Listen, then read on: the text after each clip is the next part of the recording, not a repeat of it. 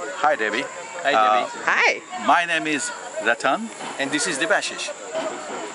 Yeah, so we are having the Indians Independence Day today to celebrate that one, and we will have some performance here and some Indian songs.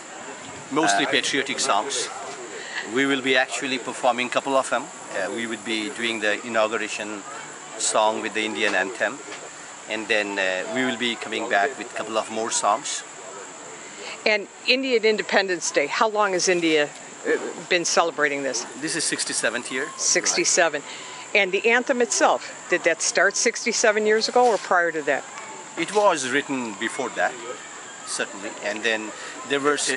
Yeah, go ahead. It was written by the Nobel laureate, the poet, famous poet Rabindranath Tagore, and that we incorporated in Indian anthem.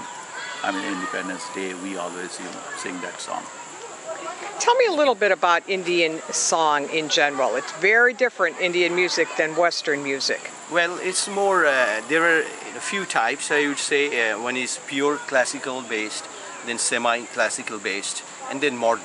But any songs, by virtue, it should be originating from the classicals, ragas. So whether it is heavyweight, then it should be the pure classical or heavyweight classical. If it is light ragas or lightly raga based, it should be semi-classical, moderately, heavyweight. And then the modern one, where the touch of classicals would be composed with the Western, maybe. So those kind of fusion or hybrid musics are very common today. So there are different, I would say, clusters, right? Yeah, as Debashish mentioned, that there is a similarity. Like Rabindranath Tagore, himself took a lot of Western music, to make his, make his tunes on his poems, and then that has become the songs, converted to songs. And so I think there are some similarities that way. And nowadays, in the modern days, there are a lot of fusion going on. So that way, I think the Indian music and the Western music is coming, fused together to produce something new. How different is Indian music from region to region, or isn't it? Yes, there are a lot of differences from region to region. I mean, there are, categorically we can say, there are some songs which is like the Palli Giti, like it's the villagers, when they sing the song, their tune is a little different. There are signature tune, of course, there. And then again, you come to the other kind of tune. What is that? Even say, for example, you take the classicals. The classicals from northern part of India would be different than the classical from the southern part of India.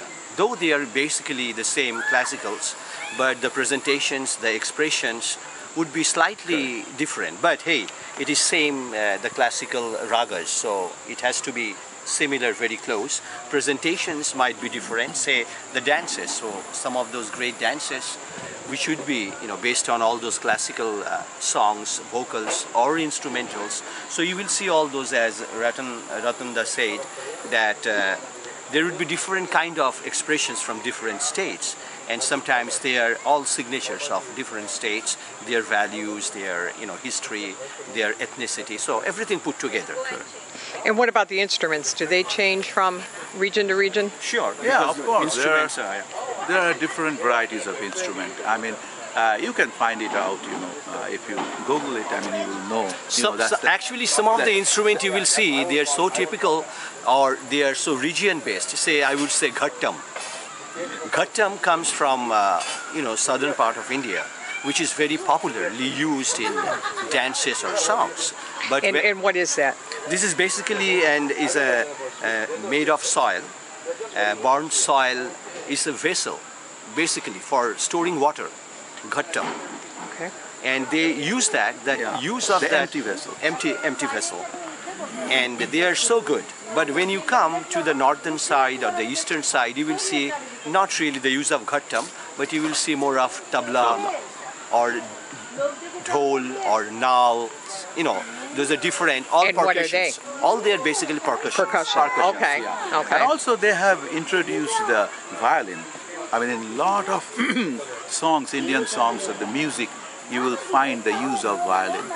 And the only difference is it's very typical. Like the Indian violin has, I believe, 4 strings, and Western has 5. Is that right? Well, I'm not sure, but there is a difference. So what you're saying know. is number of strings could be different. Correct. But and also the tunes and the way they hold the instrument. I mean, all are a little different than Western instruments. I mean, how they play.